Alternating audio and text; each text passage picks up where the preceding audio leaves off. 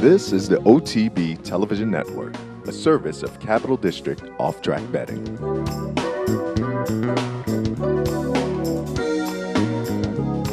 Coming to the top of the lane, obviously still the leader. Taken on now by Silver Max. Czar Approval on the outside, then No Jet Lag. Wise Dan in the gold on the grandstand side. Let's see, Wise Dan's fully ridden now. He's trying to pick it up. They come for home. Czar Approval strikes the front. Wise Dan on the outside. Silentio, the long shot, running a big one, but Wise Dan, Silentio down at the rail. Wise Dan, Czar Approval, Silentio. Wise Dan has called on all his class, and Wise Dan has won it.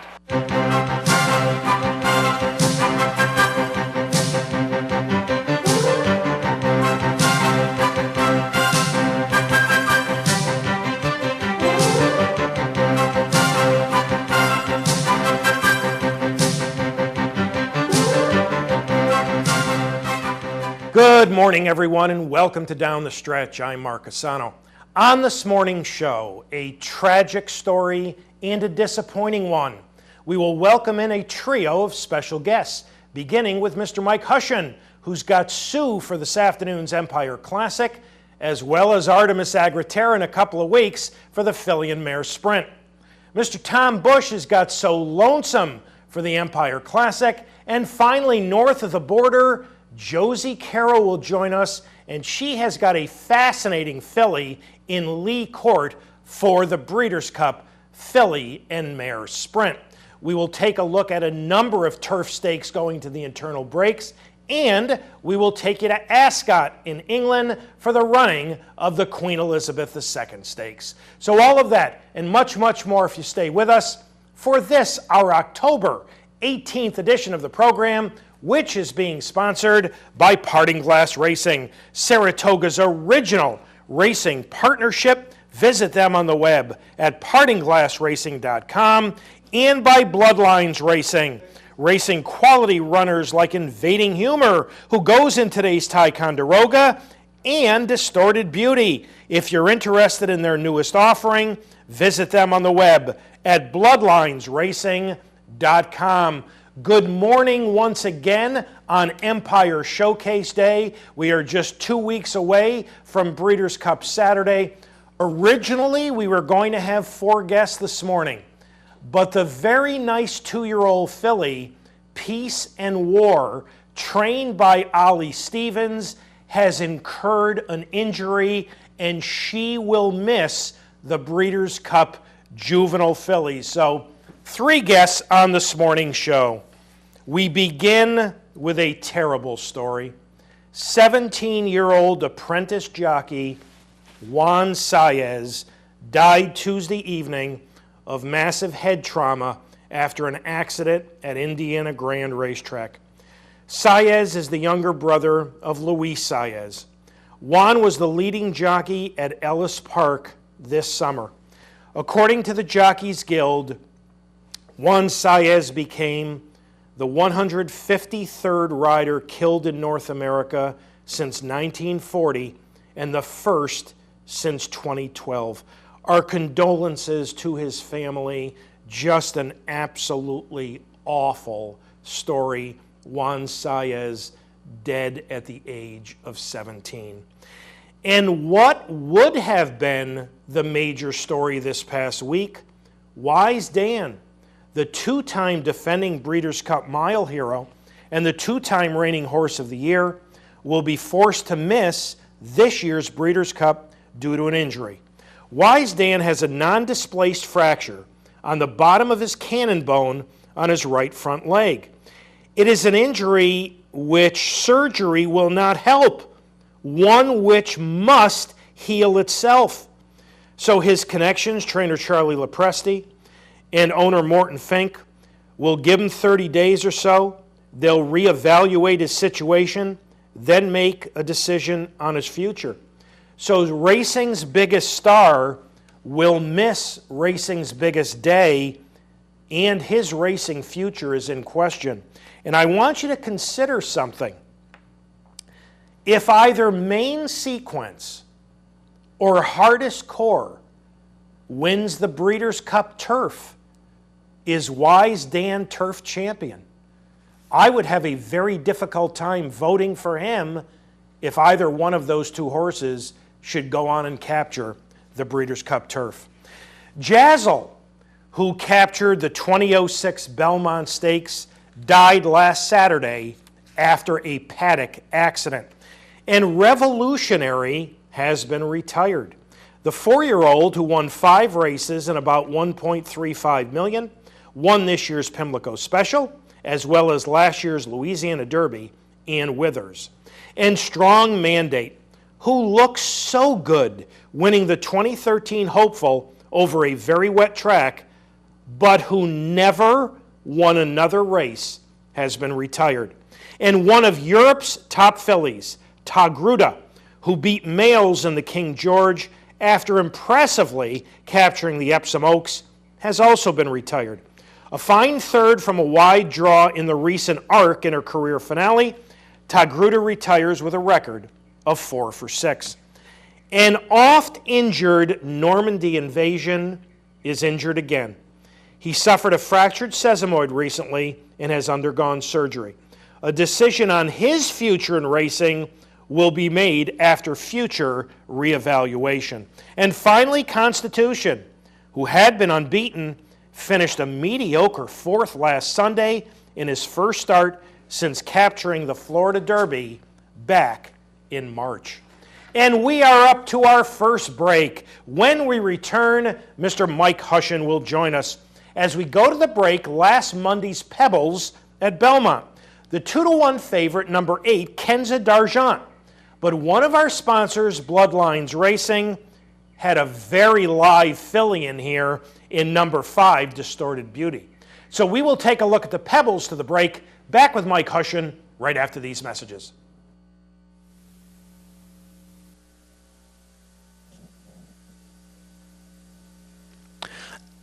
And they're off. And it's Distorted Beauty who goes out for the lead. Hot and Spicy, the gray, is running in second. Then it's Lady Lara in third. Cash Forever down on the inside in fourth. Now Kenza d'Argent moves up. Secret Someone's in between horses. Cash Forever had a steady there down on the inside.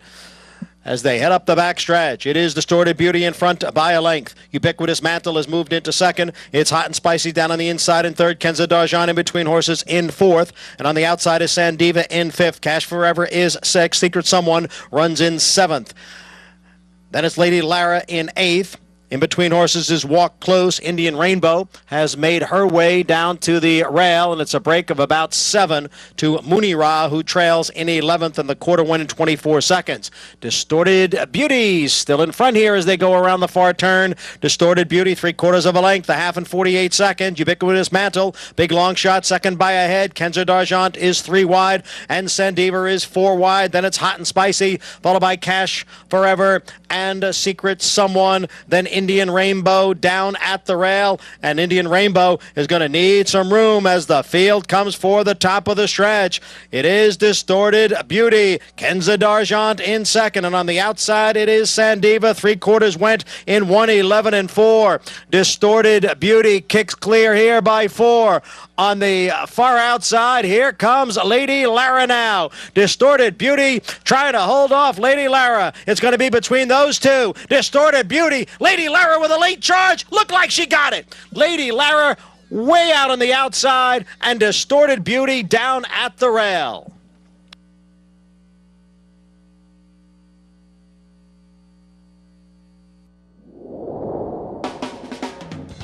This is the OTB Television Network, a service of Capital District Off-Track Betting.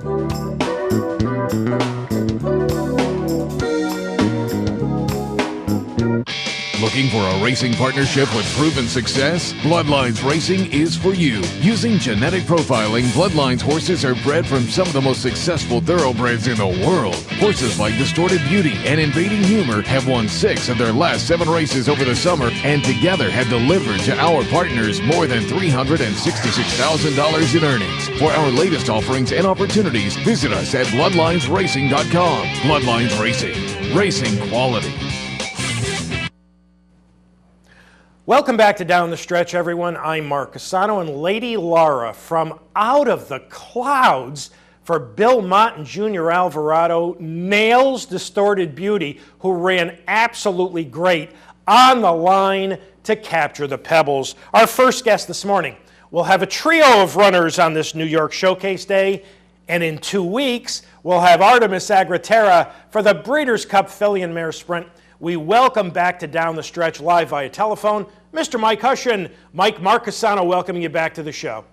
Thank you, Mark. Good to be here. Nice to have you as always. Mike, let's begin with your Empire Classic entrant, Sue. Away from the races from November of last year to this Saratoga allowance on August 9th. For our audience, as we pick it up, he is in front. Mike, what sent him and kept him on the sidelines for so long? Actually, it was nothing that serious. We just, his race before we turned him out was not that strong, although he had some excuses, and we didn't know at the time we were running against Samarat. Actually, the time got away from us a little bit. We probably kept him on the farm a little longer than we should have, but he's coming around. He's coming around nicely, as you see.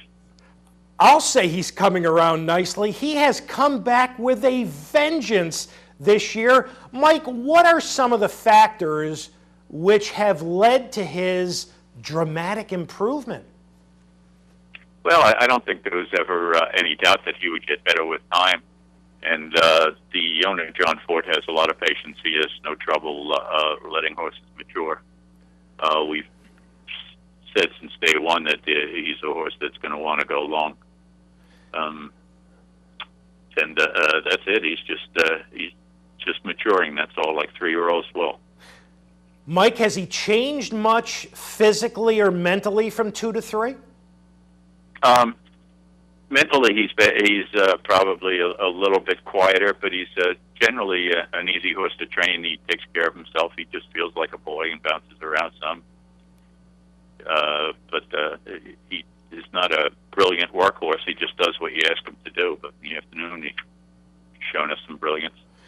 He certainly has, and we're about to take a look at a piece of his last start on September 28th at Belmont. As we pick it up for our audience, he will be inside under some pretty heavy pressure, but he's going to draw a way to win for fun. Mike, talk about this big performance. Well, thought it was a great spot for him, and it gave us a chance to, a one-turn mile. It was a nice time for that, to, take another step forward this year in distance. And he was training great, and he just ran to it. Simple as that. How'd he come out of this outstanding effort? You mentioned he isn't a great workhorse, but how's he been training up to this afternoon's Empire Classic? Well, he like he always does. He'd do anything we would ask him to do. He was running back close enough where I didn't think he needed anything too serious, and we worked him 5/8 and I think 101, and he did that very easily.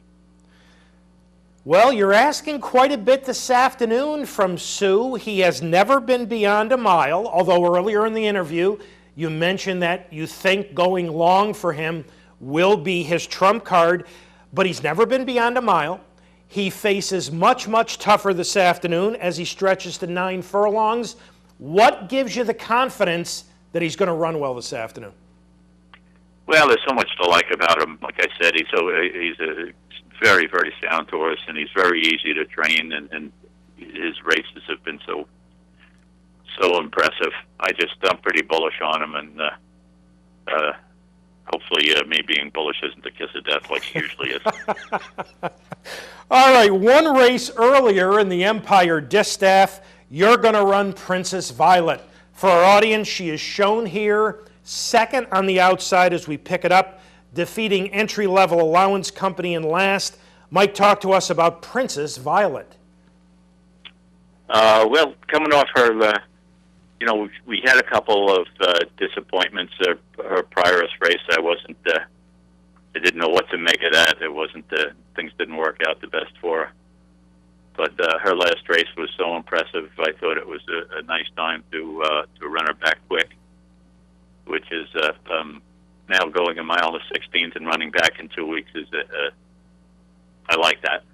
You know, that'll help her along. We know she's dead fit. And she's a beautiful filly, and you know, it looks like the right thing to do with her. The last time you stretched her out beyond a sprint, in fact, it was going a mile and a 16th, was the Mother Goose, but you ran into Untappable that day. I don't think there's any Untappables today. Your thoughts about 8.5 furlongs for her? Well, we're gonna find out. You know, but once again, I think she'll probably be up to a mile 16th, even better than the last time, having done it once in her life and now running back in 2 weeks. But we'll find out at the 16th bowl, I guess. In today's rather salty Hudson Handicap, you run Captain Sirius, a winner of his first 3 career starts, but winless in his last 4. Talk about Captain Sirius. Well, he's a nice horse. There's his last race, he got bumped a little bit coming away from there and got knocked off stride a little bit, and they ran fast. I think there was some very good horses in front of him. You know, he's shown that he can run with the good horses. He can run fast. He's done it already. You know, it's not an easy spot, but I certainly think he's got a good chance. Doing well coming into the Hudson? Yeah, he's another horse that's been easy to train and a very sound horse. He's just bouncing around. That's wonderful. Well, it's time to talk about Artemus Agrotera, your filly and mare sprint candidate. We're about to take a look at her last start in the Gallant Bloom, and for our audience, she is number 1. Mike, my question to you is, once the gates opened and the race began to unfold in the early stages, did you think she had any realistic chance to win from where she was? If I was a gambler, I'd have been ripping up my tickets. No, you know, at one point I was rooting for her to be second. But she's, you know, it was visually lengthened her stride, and she looked just beautiful the last 8th of a mile, reaching for ground.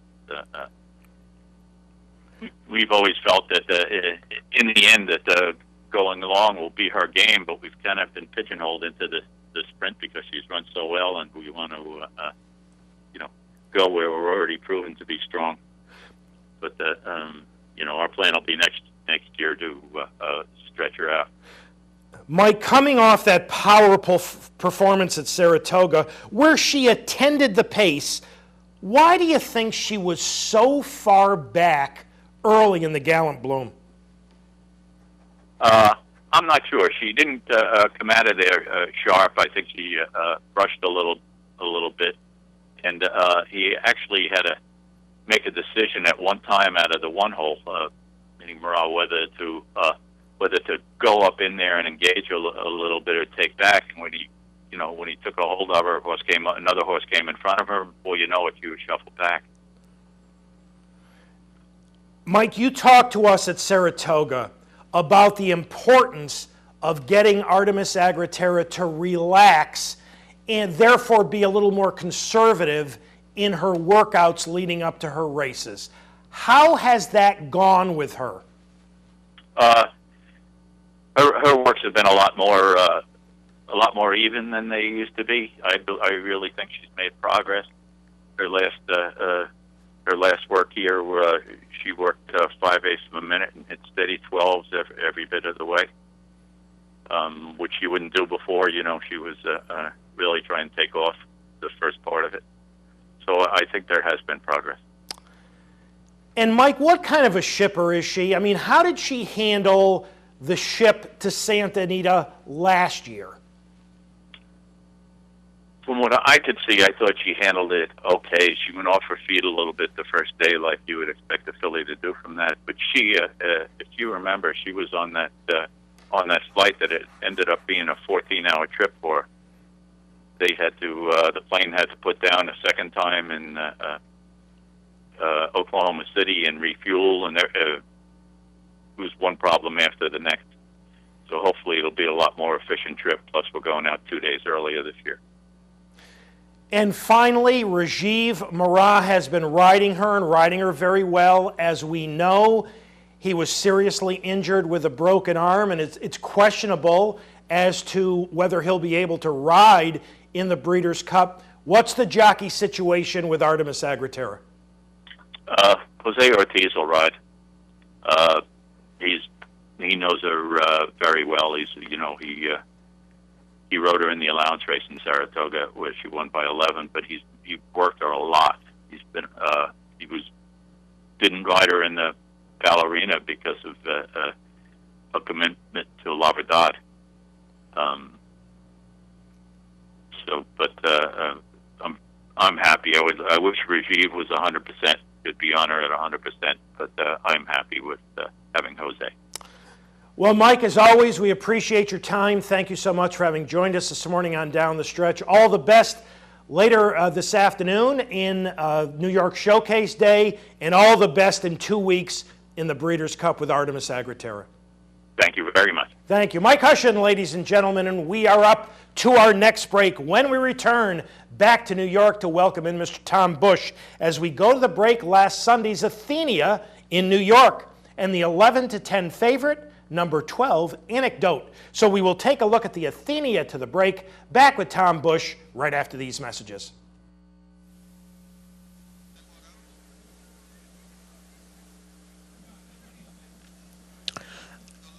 And they're off. Latia right out for the early lead. It's My Time now. Moves up from the outside. It's Baffle Me. And down on the inside, Bayrama. Then a break of 2.5 lengths to the favorite Anecdote, who's fifth here in the early going. Embar is down at the rail. Julie's Love in between horses. Cushion on the outside. Then a break of 4 to Overheard. And Maximova is the trailer in 10th. The opening quarter mile over the yielding turf in 25 1/5 seconds, and it is Latia in front by almost a length. It's My Time runs in second. Baffle Me in the white blinkers on the outside in third by a head. Bayrama runs in fourth. Then it's a break of almost 4 lengths. Back to Anecdote. On her inside is Julie's Love. And then a break of 2.5 to Cushion. Almost 5 more. Back to Overheard, Embar, and Maximova. The half in 48 4/5 seconds. It's Latia with the lead as they race midway on the turn. It's My Time continues to chase in second.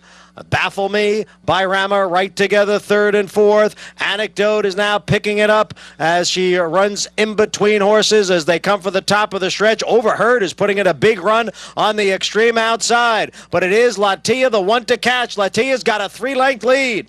Then it's Bayrama, Overheard, and Anecdote, followed by Cushion. Latia trying to hang in there for another 1/16 of a mile. Overheard on the outside, and Bayrama. They come for the wire. It's going to be tight. Latia, Bayrama, Overheard. 3 of them on the line.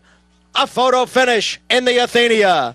Did Latia hold on, or did Bayrama or Overheard get to her? Photo finish.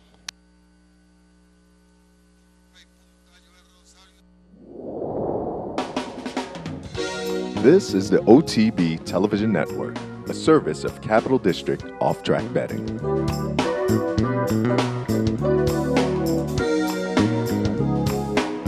The big day is here. You've told everybody. You've dressed the part. Your heart is pounding in your chest. Your horse is rolling down the stretch. He's coming. He's closing. He's the winner. You're a winner with Parting Glass Racing. PartingGlassRacing.com. PartingGlassRacing.wow. Welcome back to Down the Stretch, everyone. I'm Mark Hushion. My thanks to Mike Hushion once again for having joined us. And the Athenia goes to Latia, wire to wire, for Armando de la Cerda and Joel Rosario by a neck over by Rama and overheard. Next guest this morning will be saddling So Lonesome for this afternoon's Empire Classic, as well as Sandra for the Maid of the Mist on New York Showcase Day. We welcome back to Down the Stretch Mr. Tom Bush. Tom, Mark Hushion welcoming you back to the show. How are you, Mark? Always nice to have you, Tom. Let's talk about your Empire Classic entrant, So Lonesome. I found this fascinating. After a series of turf races, as well as the bluegrass on synthetic, you decided to run him on dirt at Saratoga in the Albany. That was his first dirt race since last October. Why the decision to try that surface? Well, I mean, obviously it was an opportunity to run against New York breds, which, obviously he had been in some tough spots. And he was a young horse when he was 2 that really was a little bit lightly muscled and a little bit weak behind. And we thought the turf would help build him up. And I think it really paid off that we put him on the turf. And he handles the turf great. He ran a great allowance race on the turf at Belmont. And someday he'll run on the turf again, but we're happy to be back on the dirt now, and he's a much stronger version of what he was when he was a 2-year-old in the fall. So hopefully it'll pay off. Well, they are rounding the far turn in the Albany. He's on his way to a 4-length score. Tom, talk about this wonderful effort. Yeah, I mean, we knew that the 2 turns would suit him fine. He's very stoutly bred kind of horse, big, long, rangy horse, and we knew the 2 turns would probably suit him well. And we weren't sure that we could be on the lead, but we felt like we've made some mistakes on the turf, not letting him run the first part. And I think that's one of the secrets with this colt is he wants to be out there and in the mix. And that's why we sent him out of there in the Albany, and he was able to make the lead. He was not only able to make the lead, but Tom, it looked like he came back to the rider and relaxed once he made the lead. That was 1 1/8 miles going 2 turns. This afternoon, it's the 1 turn with that long run down the backstretch and the possibility of more speed in the race. Talk about that. Yeah, I mean, it's not an ideal profile for sure, and I am concerned about the colt being a little aggressive with the straightaway all the way down the backside. And of course, he's going to have some, much more significant company than what he's had in the past. So, yeah, he's got his work cut out for him. He's going to really have to show up with an A+ race to win this thing. They're not giving it away, that's for sure. No, they're not giving it away. Tom, what did Jose Lescano say to you after the Albany? I mean, he was tickled to death to see the horse, find his way again, because when we tried to take him back on the grass in his previous start, he really resented it and really threw in a clunker. And, I think Jose, learned a little bit about him there too. And, he was very encouraged by the way the horse ran for sure. Now, he hasn't run since the Albany. That was about 8 weeks ago. Tom, has that been by design, or was there a problem? Yeah, it has been by design. He ran close at Saratoga, and there was only the one open allowance race in between, and I didn't think he needed that race to be ready for this one, so we decided to wait. And obviously, I think I have him ready, but you never know until you get him over there. How has he been training, and in particular, how good was that October 10th work, 5/8 and 59 and 1 breezing? Yeah, it was typical of him. He's very capable of breezing fast if you ask him a little bit, and we kind of let him run away from the pole the other day, and he clicked off 11 and changes all the way, and that's kind of what a good horse will do when you ask him to do it a little bit. So it was solid enough, and he galloped out strong, and he had a 3/4 work prior to that one, and I thought he got a lot out of that one as well. So hopefully he's got enough bottom in him that it won't impact his performance. Now, you'll also be running the 2-year-old filly Sandra in this afternoon's Maid of the Mist. For our audience, here she is breaking her maiden. As we pick it up, she will be second on the outside. This was pretty impressive. I mean, Tommy, she didn't show a whole lot in her debut 2 back, but this was a major step forward. Yeah, we actually expected her to run better first time, but she got in behind some horses and got some dirt in her face and didn't react to it very well, and she had made her behave pretty greenly all the way through the stretch. So we were a little disappointed in that, but she trained great after the race, which is always good to see out of a 2-year-old first time. You like to see them, move forward in the morning in their training, and she did. And we were pretty confident she would.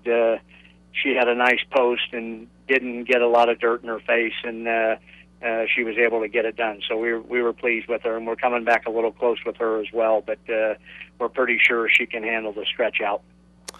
Well, Tom, as always, we appreciate your time. Thank you so much for having joined us this morning on Down the Stretch. And all the best with So Lonesome and Sandra this afternoon on New York Showcase Day. Thank you so much. Thank you. Tom Bush, ladies and gentlemen. And we are up to our next break. When we return, we will be off to Ascot in England for the running of the Queen Elizabeth II Stakes. As we go to this break, it's Keeneland's Queen Elizabeth II last Saturday on the proper surface, and the co-favorites at 2.5 to 1, number 6 Ball Dancing and number 8 Crown Queen, the latter who looks so good at Saratoga. So we will take a look at Keeneland's QE2 to the break, back with Ascot's QE2 right after these messages. They're at the post. And they're off in the Queen Elizabeth II Challenge Cup presented by Lane's End.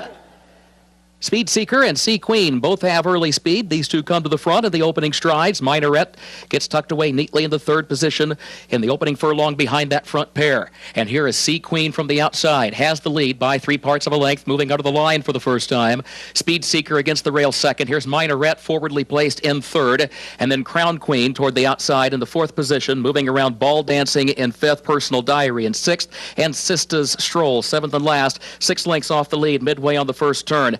Sea Queen has cleared with the lead, gets against the rail, leads it by 2 lengths. Onto the backstretch, 24 2/5 seconds for that opening quarter over the soft-going. Minaret is second by 3/4 of a length. Crown Queen forwardly placed third toward the outside. Speed Seeker fourth toward the inside. Personal Diary fifth in between horses. Ball Dancing moves alongside her, some 5 lengths off the lead, and Sista's Stroll, the trailer, at the midpoint of the backstretch after an opening half mile in 48 4/5 seconds. Sea Queen, the leader, into the far turn, leads it by 2 lengths. Here, Rod Ortiz Jr. checks over his shoulder, keeps an eye on Minaret in second by 3/4 of a length. Crown Queen third on the outside of that one. Speed Seeker hugs the rail in fourth. Personal Diary fifth around the turn. Ball Dancing sixth on the outside, still 5 lengths off the lead. And Sista's Stroll is last. It is Sea Queen, the leader, just over a quarter mile out. Crown Queen second. Minaret third. Ball Dancing has to move wide from fourth, 5 lengths off the lead. They've got to catch Sea Queen. Crown Queen strides forward. Ball Dancing third on her outside into the final furlong of the Queen Elizabeth II Challenge Cup presented by Lane's End. Crown Queen, the leader. Here's Ball Dancing on the outside. Sista's Stroll and Personal Diary run late, but Crown Queen, the leader. Ball Dancing is second. Crown Queen, the $1 million baby, returns to Keeneland and wins the Grade 1 Queen Elizabeth II Challenge Cup presented by Lane's End with John Velasquez aboard.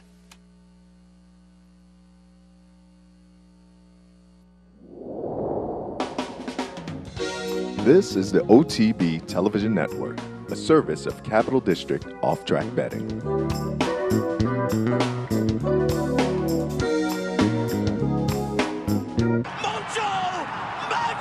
The Breeders' Cup World Championships have given us some of horse racing's biggest thrills and biggest payouts, like the $2.7 million Pick 6 payout back in 2003. With a long list of betting options, it's never taken so little to win so much. So don't miss your chance to share in thoroughbred racing's richest event, the Breeders' Cup, Friday, October 31st and Saturday, November 1st. Go to capitalotbbet.com to wager and win.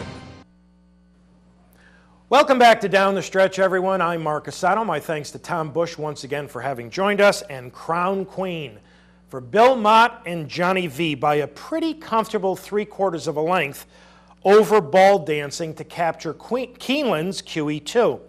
Crown Queen, as far as I know, remains possible for the Breeders' Cup Filly and Mare Turf. Now, in the 15 previous runnings of that race, only 3 3-year-olds have been able to win it. This is obviously a pretty talented 3-year-old. All right, from Keeneland's QE2 to Ascot's QE2, run over the straight course at Ascot at 1 mile. Now, the going is heavy with a bit soft between the half-mile pole and the quarter pole. The big horses in here, Knight of Thunder, who is the only horse to have defeated Kingman. And Knight of Thunder has handled soft turf in the past. And then there's Charm Spirit, who is 4 for 5 this year, and he beat Knight of Thunder in the Prix du Moulin du Longchamp in last. The only thing that Charm Spirit had to overcome, in addition to the ground, I mean, you know, bad ground can be the great equalizer. But it's interesting. Charm Spirit is a French-trained runner. The last time a French-trained runner won the Queen Elizabeth II was 21 years ago. So he's got to overcome some history, although he is a very, very good horse. So, for the call of the Queen Elizabeth II, we'll take you to Ascot. Listen and watch the running of the QE2. Off and racing for the QE2. They bound away to a good line. Top Notch Tonto, white face encouraged along with Custom Cut out wide early on. They're both heading over towards the near side. Kingsbarns holding position. Graphic as the riders check they're clear of any trouble. Two or more in midfield was the one who was just marginally inconvenienced and is now climbing on the heels of Graphic, as having got their stations, the front two try and sit up.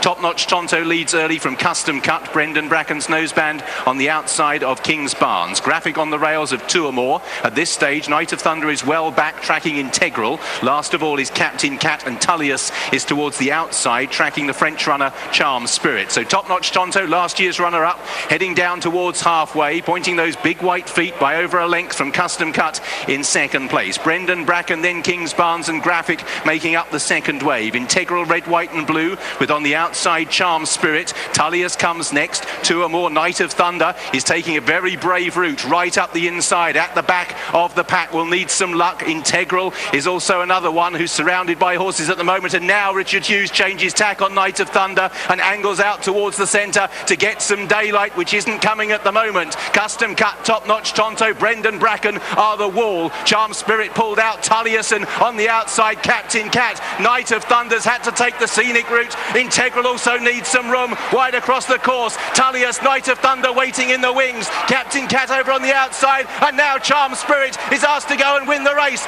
Knight of Thunder switches to the inside. Charm Spirit for France leads Tullius. Knight of Thunder, Two or More is coming home very strongly indeed. Out in front, Charm Spirit, Two or More, Tullius, and Knight of Thunder. Charm Spirit got first run and has won the QE2 for France. Charm Spirit won it. Knight of Thunder and Two or More, the Hannon pair with Tullius, then Captain Cat, Kingsbarns and the rest at long interval. So number 8, Charm Spirit for Freddie Head and Olivier Pellier holds off number 10, Knight of Thunder, to win the QE2 unofficially. Unofficially third, number 11, Tourmore. Charm Spirit, if it's made official, or when it's made official, I should say, would become the first French-trained horse in 21 years to win the QE2. Freddie Head, there's something about Freddie Head and 1 mile turf races.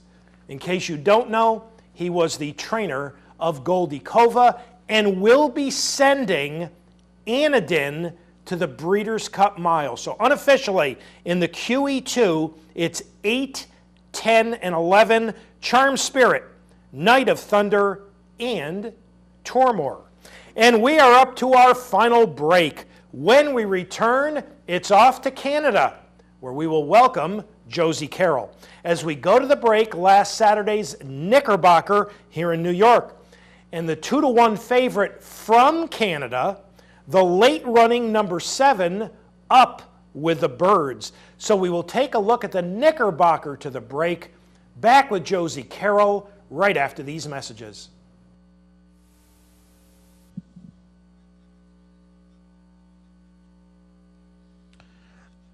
And they're off.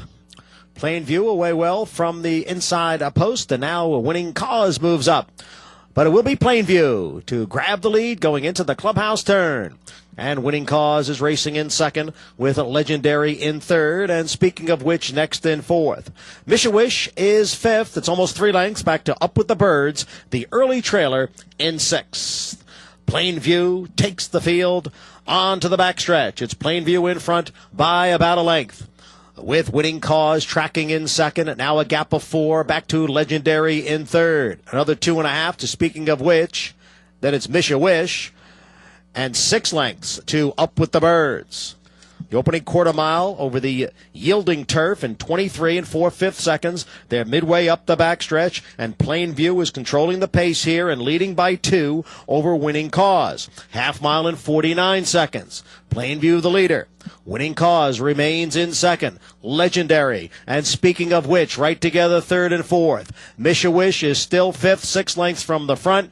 It's a gap of 7 to Up with the Birds. They're moving around the far turn now, and it's Plainview who's been in front right from the start, now with a 3-length lead. Winning Cause second by a head. Legendary's on the outside in third.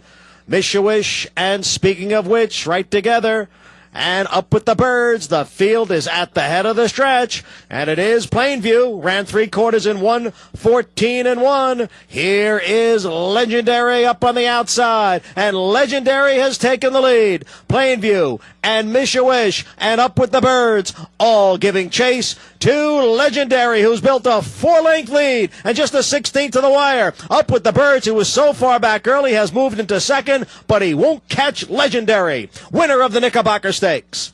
Up with the Birds second. Wish was third.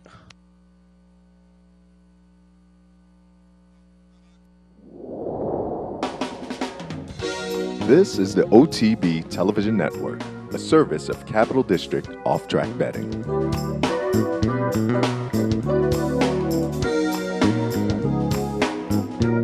Looking for a racing partnership with proven success? Bloodlines Racing is for you. Using genetic profiling, Bloodlines horses are bred from some of the most successful thoroughbreds in the world. Horses like Distorted Beauty and Invading Humor have won 6 of their last 7 races over the summer, and together have delivered to our partners more than $366,000 in earnings. For our latest offerings and opportunities, visit us at bloodlinesracing.com. Bloodlines Racing. Racing quality. Welcome back to Down the Stretch, everyone. I'm Mark Cassano, and Legendary for Niall Seville and Sheldon Russell wins the Knickerbocker by a length and a quarter over the late-running Up with the Birds, who I believe I read will be going to either Hong Kong or Japan for his next start. Our final guest this morning has a filly that I really like for the filly and mare sprint. That filly is Leigh Court, her trainer, Josie Carroll. Josie, Mark Cassano, welcoming you back to Down the Stretch. Thanks for having me on. Well, Josie, I've been really looking forward to this interview. Let's talk Leigh Court. Away from October of 2013 to late August of this year, when she returned here in the Seaway Stakes. For our audience, as we pick it up, Leigh Court will be in front. Josie, tell us, why was she on the bench for 10 months?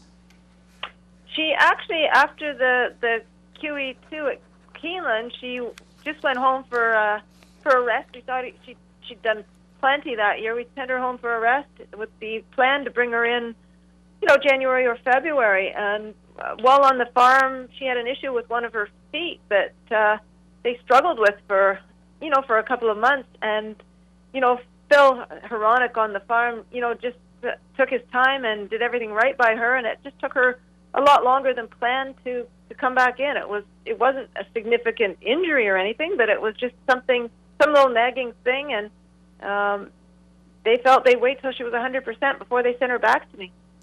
What did you think of her return performance in the Seaway? I was expecting a really big race from her.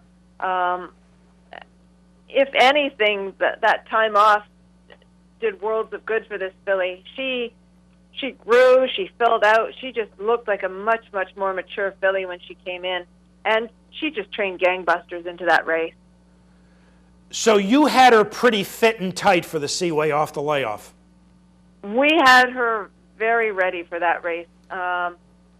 She actually came into me beginning of June, and we wanted to make sure she was 100% when she ran. I think we knew we had a special filly. Put a lot into her going in that race, and went in with a lot of confidence. We knew we had a really good base in her. Now, you started to do this a moment ago, but we're going to put a shot of her on the screen for our audience. Would you take a moment, please, to describe her physically for our audience, and maybe, as importantly, talk about how much she changed from 3 to 4? She's a mid-sized filly. She's not a great big filly, but she's very, very balanced. And I think the biggest change from 3 to 4 was the hip she got on her. She had a nice shape to her hip, but she just filled out tremendously over that period of time. And she got a lot more power in behind, I think. You chose Keeneland's Thoroughbred Club of America on dirt as her final Breeders' Cup prep. For our audience who are about to take a look at it, she is number 2 from the inside post. Josie, not exactly an ideal situation. You drew inside, cutting back in distance to 3/4, drew inside of the other speed. Why did you choose the Thoroughbred Club of America? Well, all those factors gave us some concern. We felt we had a really special filly that deserved to go to Breeders' Cup. And talking to Mr. Melnick and Mr. Horonic, we sat down and felt her best shot in Breeders' Cup we thought would be the filly Mare Sprint. Next question was, how do you get there? And our feeling was she needed to get back on dirt. And this was timing-wise, this was the logical race. So what did you think of this effort from a semi-difficult post in her first race on dirt in a year and a half? People have a tendency to think this filly is very one-dimensional because she has won the majority of her races on the lead. Truly, she's won them on the lead because she's just been that much quicker than everybody else out of the box.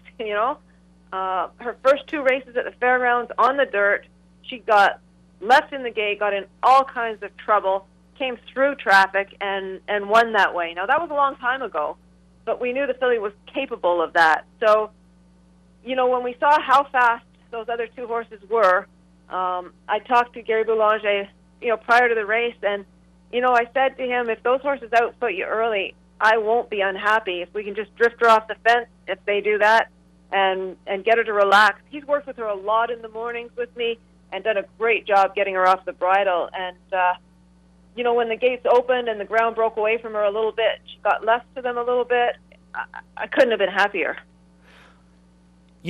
I like your filly, but Gary Boulanger, your rider, is absolutely nuts over Leigh Court.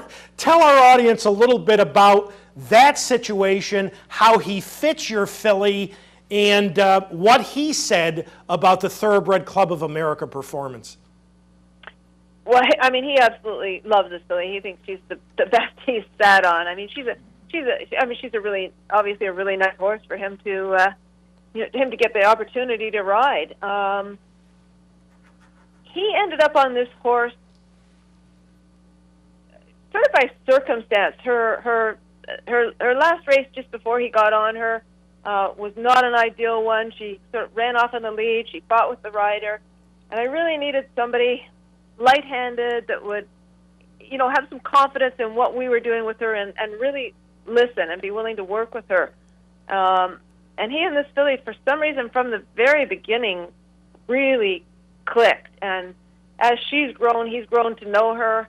And, it's really turned into a good combination. He's very patient with her, but at the same time, more and more he's been able to take a hold of her and rate her a little bit, and she's become trusting of him and allowed him to do that. How did Leigh Court come out of that winning effort in the Thoroughbred Club of America? Couldn't have been happier with the way she came out. Boy, that sounds good. Now, she had her first work back on Thursday. She went 5/8 in 1 minute and 1/5 breezing. How good was the work? The work was picture perfect. That's probably the hardest time to hit with her. And I actually asked Gary, I said, I'd like to work her in 1 minute if you can get her to do that. Usually when I ask him to do that, she'll work in a 48 or a 49. She's just that good. And, she was very responsive to him early. He got her to settle a little bit. And then when he let her out a notch, she just did that so easily. I was really, really pleased. I mean, she's starting to hit the mark. They're starting to kind of get it together where they hit exactly what you want them to do. Josie, this is kind of interesting. At least it was interesting to me. I don't know if it's going to be interesting to our audience, but her first work back after both the Seaway victory and the win in the TCA was exactly 12 days after the race. That's not a coincidence, is it? No. My normal, sort of the typical pattern for me is 10 days after a race, but this filly just put so much into her racing that I always give her an extra couple of days. Okay, now what will be the remainder of her work schedule leading up to the filly and Mare Sprint? What we have planned right now, and I had to change her pattern around just a little bit because with going to California, you're kind of at the mercy of the flight. There's not one every day. You're like getting on a van. So working around the flights a little bit. Probably this Wednesday she'll go a half a mile, ideally in a 48 and change, and then that'll be it. That'll be her final work. What type of a shipper is she? Is there any concern for you putting her on a plane and going to Southern California? Once she gets on, she'll be perfect. Sometimes takes her a little while to get on a van, but she can be a little quirky. She doesn't get upset. She just decides she doesn't want to go somewhere. So as long as you're patient with her, we'll be okay. She is owned by Eugene Melnick, who you've trained a lot of good horses for. We know Mr. Melnick is downsizing his operation. Talk about that. Yes, it's really, really sad to see him selling so many of these good horses. But I think he plans to keep his finger in the game a little bit and, always have a few horses, not nearly the numbers. I mean, he's gone from 400 to probably a dozen, and of those, only probably 6 in training at the moment. So, yeah, it's a big, big change, but I think he still wants to maintain a few quality horses. Well, Josie, we are 2 weeks in front of the Breeders' Cup filly and Mare Sprint. How excited are you at this point? I mean, it's just a dream to go out there with a live horse. Well, Josie, it has been fun. Thank you so much for having joined us this morning on Down the Stretch, and we want to wish you all the best in the 2 weeks leading up to the filly and Mare Sprint. All the best that day. We hope she draws well for you, runs well for you, and we'll look forward to speaking with you again very soon. Thank you very much. Josie Carroll, ladies and gentlemen, and I think you can tell I like this filly. That is a brutally difficult race, and I think the winner is going to have to draw well in that race. But I think this filly is going to be a very square price, and if she draws well, I think she's got a chance. Now, we're going to take a quick look at the tentative schedule for the Breeders' Cup races on Friday and Saturday. Here's a look at the 4 races. Now, these are tentative, subject to change. These are Eastern times, post times. The juvenile turf at 5:25. The dirt mile, where Golden Sense will likely defend, at 6:05. The juvenile fillies turf at 6:50. And the Breeders' Cup Distaff at 7:35. Again, the tentative schedule, subject to change. Now, the Saturday schedule and the 9 Breeders' Cup races on Saturday, November 1st. Again, subject to change. The juvenile fillies, which lost Alcibiades' heroine, Peace and War. You know, this is going to be, I think this is going to be a wide open race. Angela Renee may be favored, but if she doesn't draw well, she could have her work cut out for her. The juvenile fillies at 3:05. The filly and mare turf at 3:43. Now, tomorrow at Woodbine, they're going to run the E.P. Taylor. Pay attention to Just the Judge, coming off a 3rd in the Beverly D. Just the Judge may be using tomorrow's E.P. Taylor as a prep for the filly and mare turf. At 4:21, the aforementioned filly and mare sprint, which may feature the deepest field of any Breeders' Cup race. 5:05 is the turf sprint down the hill. 5:43 is the juvenile. 6:22 is the turf. 7:01 the sprint. 7:40 the mile.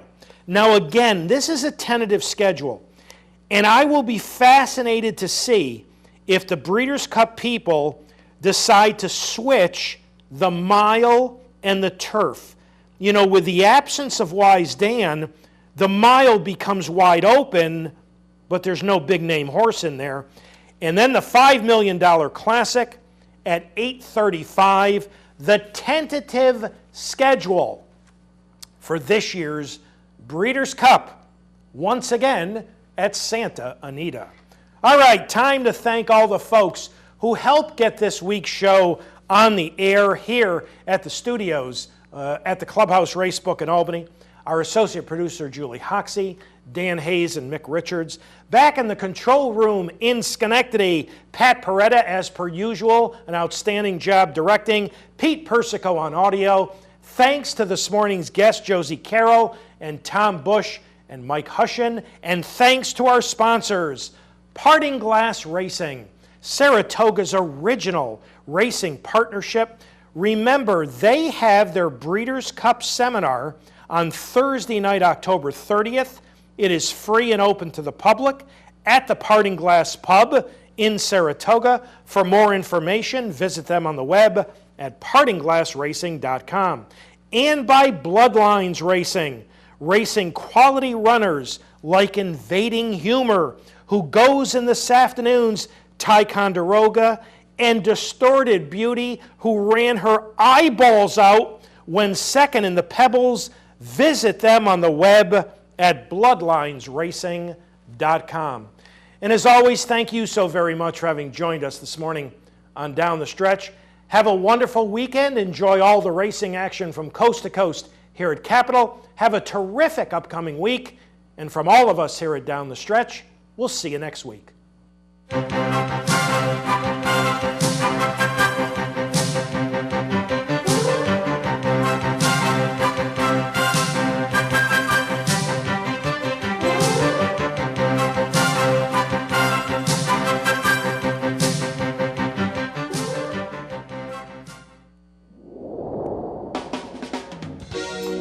You're watching OTB TV, a service of Capital Off-Track Betting.